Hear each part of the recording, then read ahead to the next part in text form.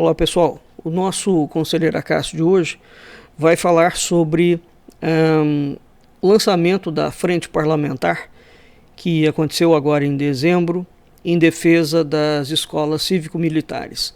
Nós vamos falar sobre essa farsa, ouviu a palavra que eu falei? Farsa, repito, farsa das escolas cívico-militares.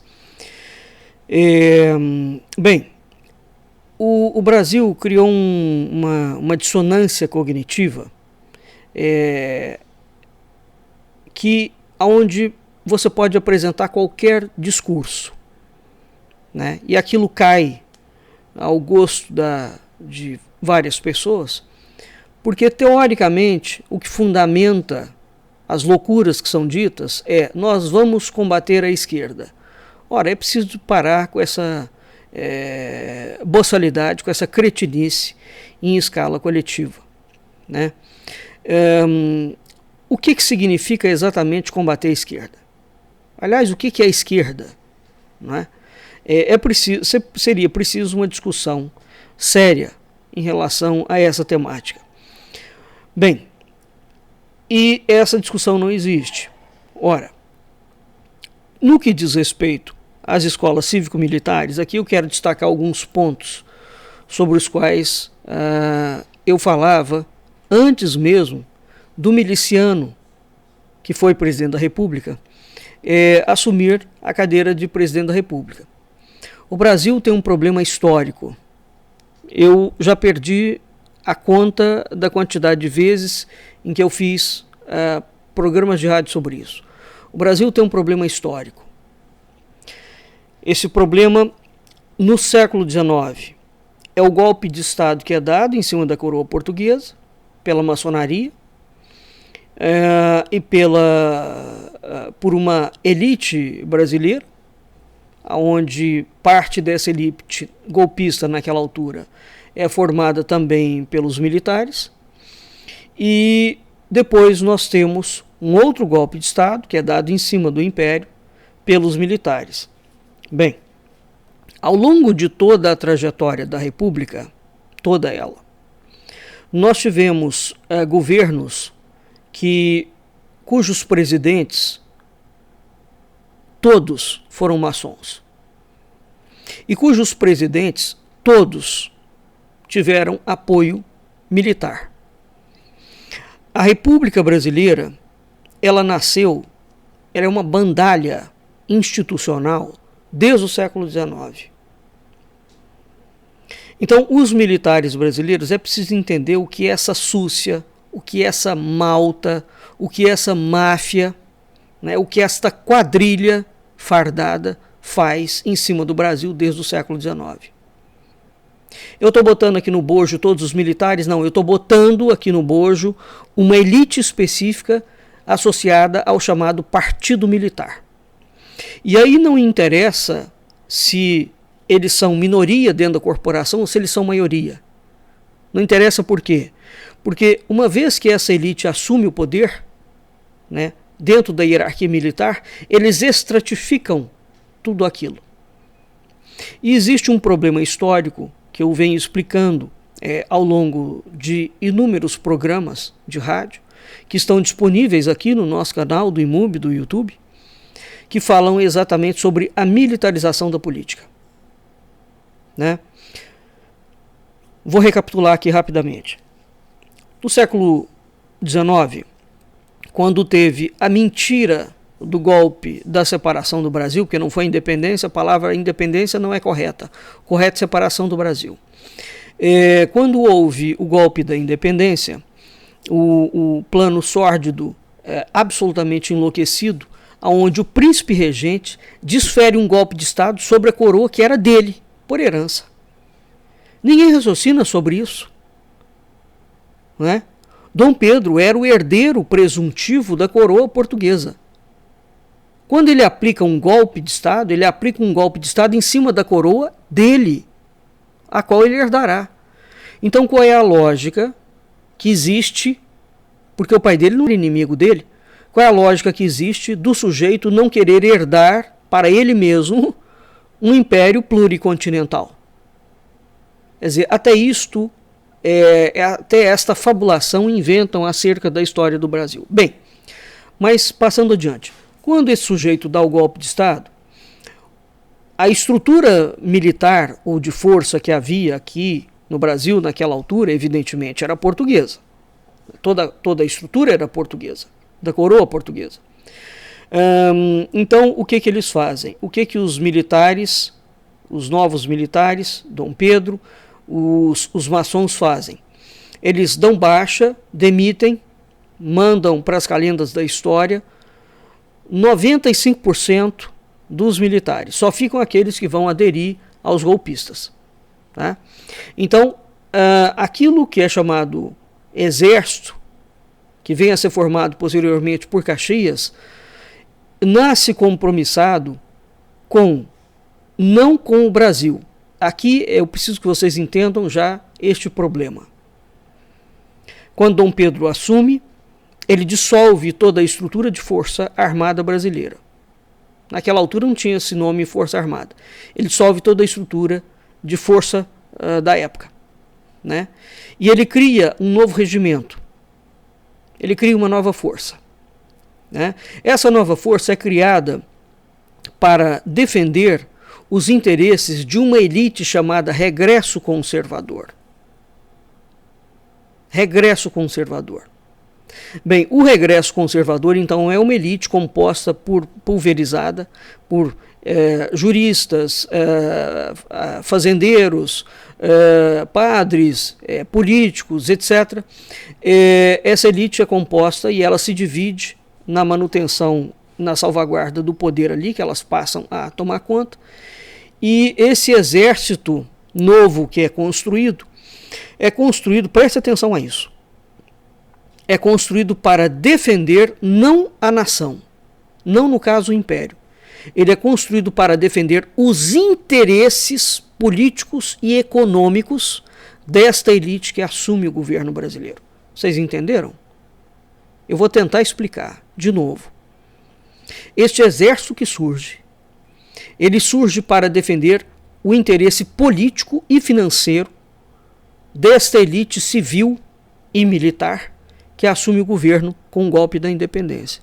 Então eles não têm nenhuma proposta de defesa de Estado.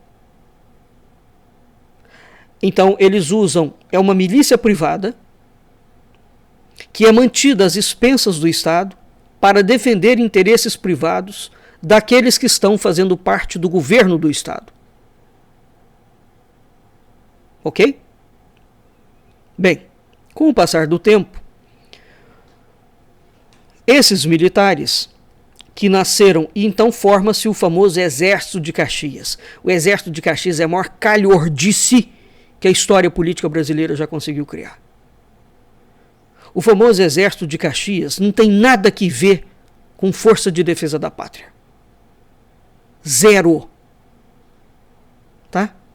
Bem, então esse exército ele nasce compromissado para manter os interesses dessa elite que está no poder e defendê-la contra os seus inimigos, assassinando os inimigos inclusivamente.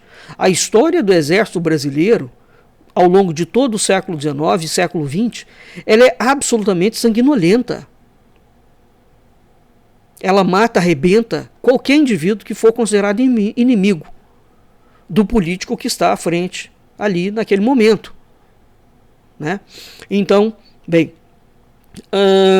acontece que esses mesmos militares que entram nesse novo exército que é composto, eles com o tempo passam a ter uma briga interna entre eles e a elite dirigente, de modo que eles não querem mais somente defender os interesses dessa elite, eles querem passar a ser a elite que ocupa o poder político.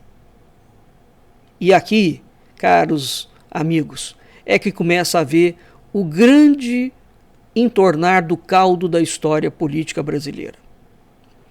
As instituições, uma vez que essa gente detém o poder de força, o poder de arma, naquela altura tinha cavalo, tinha rifle, tenha lá o que for. Então, quando você cria as três armas, exército, marinha e aeronáutica, é essa gente que tem poder de bala. São eles que têm armamento, e tudo bancado pelo Estado. né? Então o que eles fazem? Eles não querem mais ser simplesmente o cão de guarda da elite civil e militar também que está no poder. Eles querem destronar essa elite civil e querem eles próprios ocuparem o poder civil. Só que em termos de Constituição, isso não é possível. E aí o que começa a haver desde o século XIX? Uma briga jurídica, interna, dentro da estrutura interna do modus operandi da forma de fazer política do Brasil. Começa a haver uma disputa interna entre esses núcleos de poder, entre os grupos de civis, entre a elite civil e entre a elite militar. Muito bem. O que é a República? A República é o golpe de Estado militar em cima dos civis. É isso. E a República passa a criar um projeto de militarização do Brasil. Esse projeto de militarização do Brasil significa que os militares vão tomar o poder político, eles têm a intenção de tomar o poder político, não é? E de fato, não agir como força armada. Bom, se isso não for um projeto totalitário de poder, eu não sei o que será. Historicamente falando, os militares brasileiros, eles são de uma ignorância, de uma incultura, de uma estupidez que ultrapassa qualquer medida. É uma gente tosca, é uma gente burra, é uma gente ignorante, é uma gente que nunca teve projeto de poder, nunca teve projeto de Brasil, eles têm projeto de poder. Então, quando a gente fala e acha que militar é uma coisa muito bacana, não, no caso do Brasil não é não. Os militares brasileiros são a pior escória que existe. E, sobretudo, esses militares que acham que eles têm o direito de ocupar o terreno político brasileiro. A política, goste você ou não, é terreno de lugar de gente civil. Não é terreno de militar. Muito bem. Então, com o passar do tempo, qual é a grande instabilidade política da República? Desde 1824, eu já perdi a conta da quantidade de vezes que eu já falei isso. O Brasil teve 7 constituições. Isso significa que, em média, a cada 30 anos, o país faz uma revolução, dá um golpe de Estado, né, e muda o poder. Como as pessoas não têm conhecimento, elas acham que essa instabilidade política deve-se aos civis. Não. Não é só isso. Essa instabilidade política deve-se a essa briga que existe entre o poder civil e o poder militar. Tá? Então, o civil que assume o poder político ao longo de toda a história da República, ele assume porque ele está tutelado por um poder militar por trás. Isso quando não são os militares que assumiram o poder, eles mesmos, da República. Né? Agora, eles sempre usaram uma bucha de canhão civil que é controlado, manobrado por eles remotamente. O único momento na história brasileira em que eles ousaram meter a cara foi durante a ditadura militar. E mesmo assim, eles não meteram a cara com frontalidade corajosa, como fizeram, por exemplo, os militares do Chile, como fez o Hugo Chávez, com toda a crítica que se possa fazer, mas ele assumiu com todas as críticas, como fizeram os militares da Argentina. Não estou aqui dizendo que esses modelos são bacanas, não, porque não são. Eu estou dizendo que os militares de outros países, eles têm pelo menos honra, e não têm medo, e não têm vergonha de botar a cara à tapa. Os militares brasileiros, eles querem sempre parecer que eles são bonzinhos. E não há corja pior para a saúde da nação do que os militares do Partido Militar. O fato é, essa gente tem um projeto político, eu venho desvendando parte por parte desse projeto político, dando os nomes aos bois desde o século XIX. Desde o século XIX. Muito bem. Então, em 64, por que essa gente deixou o poder em 1985? Porque eles entregaram o poder para os civis? Porque eles são gente muito boa? Não. Eles mentiram endividaram o Brasil, fizeram dívidas junto a mais de 800 bancos internacionais. O país estava arrebentado. Eles seguraram porque todas as medições de gráficos e informações econômicas foram falseadas durante os 20 anos da ditadura militar. Eles falsearam todos os dados. Aquilo ali, quando eles não podiam mais segurar a bomba atômica, da incompetência de gestão deles, eles chamaram ali rapidamente os civis e jogaram a bomba no colo dos civis. Todo mundo se lembra que tão logo o José Sarney assumiu, a inflação no Brasil foi para quase 2.000. Como é possível isso? Isso não existe. O que aconteceu? Quando o Sarney entrou, explodiu no colo do Sarney todo o problema de incompetência e de irresponsabilidade da milicada brasileira durante 20 anos. Veja aqui, e foram os civis, com todas as críticas que, olha, eu faço à política brasileira, foram os civis que conseguiram pegar aquele pepino, aquele endividamento horroroso que essa milicada fez na época da bandalha da ditadura militar e conseguiu colocar a duras penas o país mais ou menos em pé. Isso foi obra de civil. Muito bem.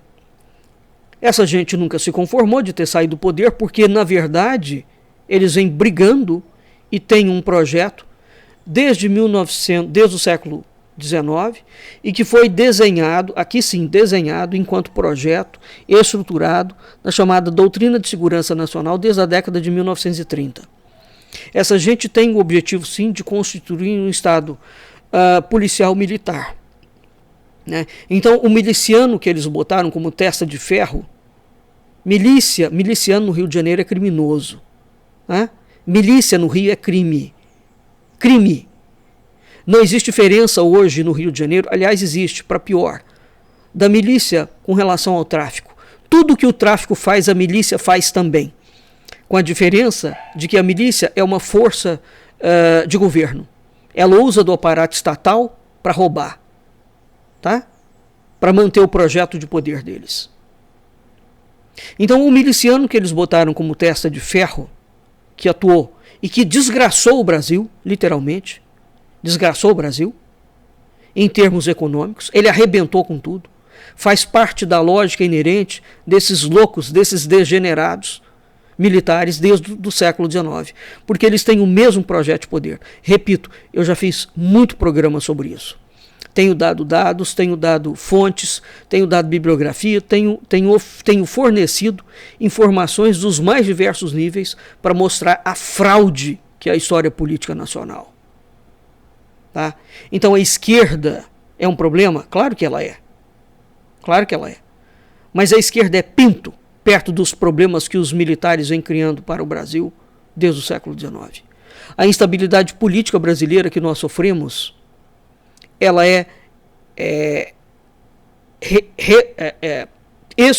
pode ser apontada, a responsabilidade dessa instabilidade, sem sombra de dúvidas e medo de errar, em 80% aos militares.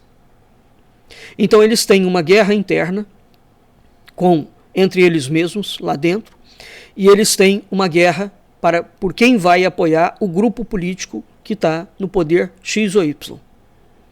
Então, quando eles ficam muito insatisfeitos, que aquele cara rompeu, por exemplo, o Lula, eu sou um dos caras que fala isso. Ninguém teve coragem de falar isso até hoje. O Lula é uma cria militar, igual o miliciano. Só que o Lula, por que ele foi preso? Porque ele rompeu com os militares. E eles meteram ele na cadeia. Só por isso. Tá claro? Mas ambos os projetos são militares. Então hoje, o que os militares defendem? Nada. Eles não têm projeto nenhum para o Brasil. Bom, isso tudo para falar das escolas cívico-militares.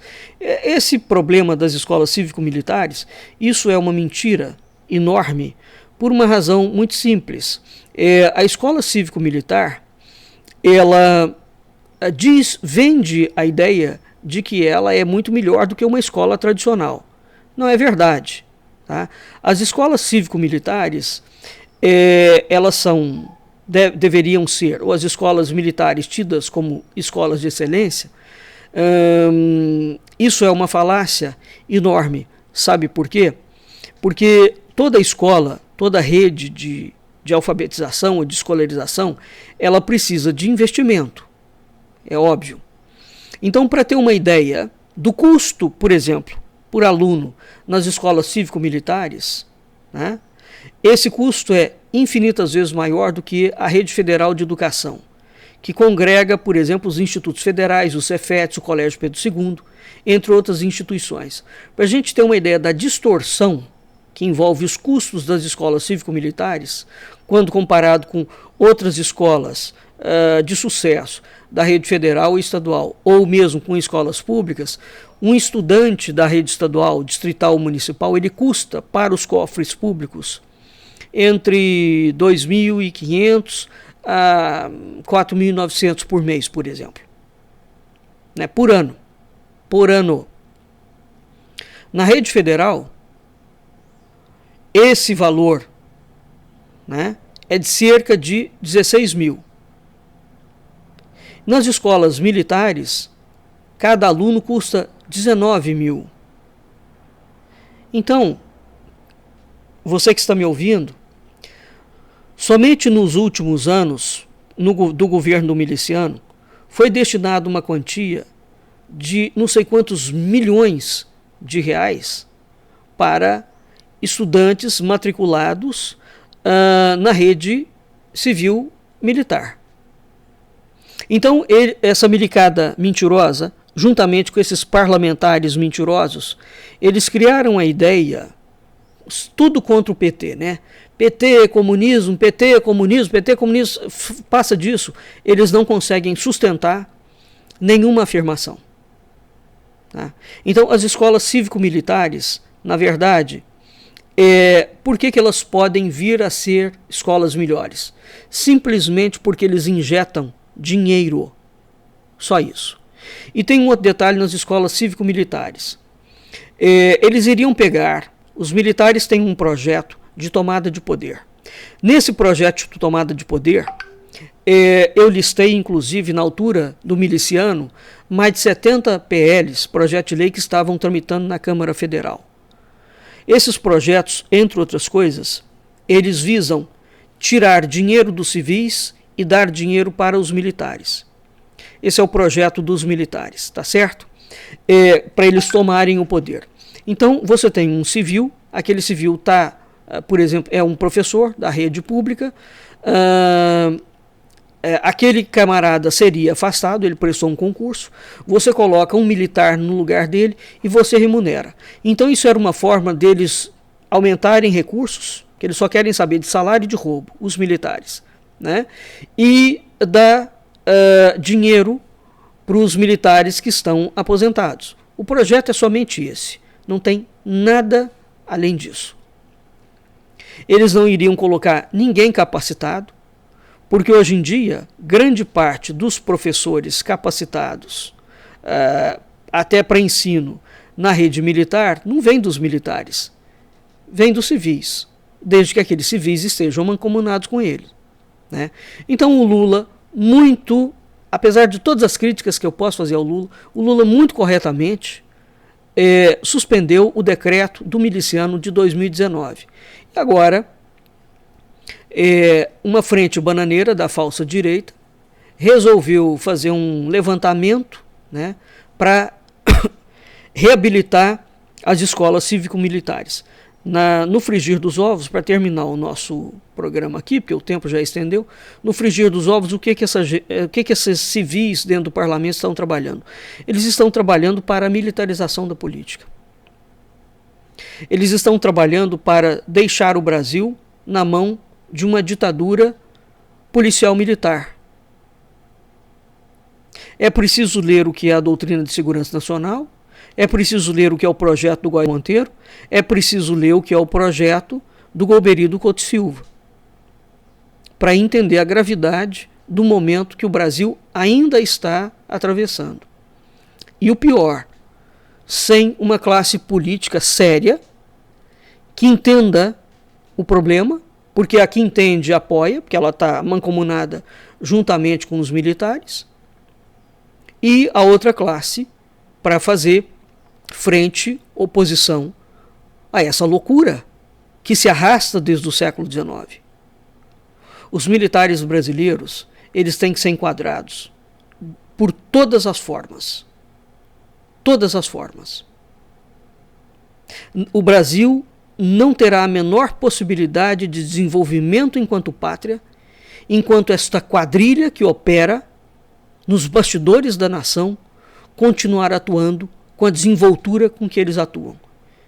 E os políticos todos com medo deles. Bem, então, é preciso ter um pouco mais de seriedade e parar de acreditar no que é falsa direita, porque é falsa mesmo. Vem falando. Né? A esquerda hoje virou um mote, é uma falácia. Você pode fazer qualquer coisa desde que você fale que você está combatendo a esquerda. Isso virou uma mola de propaganda, só isso. Enganosa, extremamente perigosa, altamente irresponsável, sobretudo porque essa gente não tem, nunca teve e não tem interesse de ter projeto de nação. Eles têm interesse em vender o Brasil e à medida que eles vendem, eles cobram um lobby. São lobistas internacionais que estão aqui para vender nacos do Brasil, desde que eles ficam no controle de parte desse naco.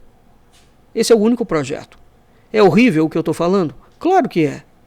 Mas essa é a história do Brasil. A história do Brasil é podre. Podre. Se o Brasil teve alguma coisa de dignidade, alguma coisa, ficou, mesmo com todas as críticas históricas que eu possa fazer ao período do Império. Morreu no Império. Ficou com a coroa portuguesa e ficou com o Império, com Dom Pedro II. De lá para cá, é só bandalha. Uma ou outra coisa essa gente tem que acabar fazendo. E como é que o Brasil se desenvolve?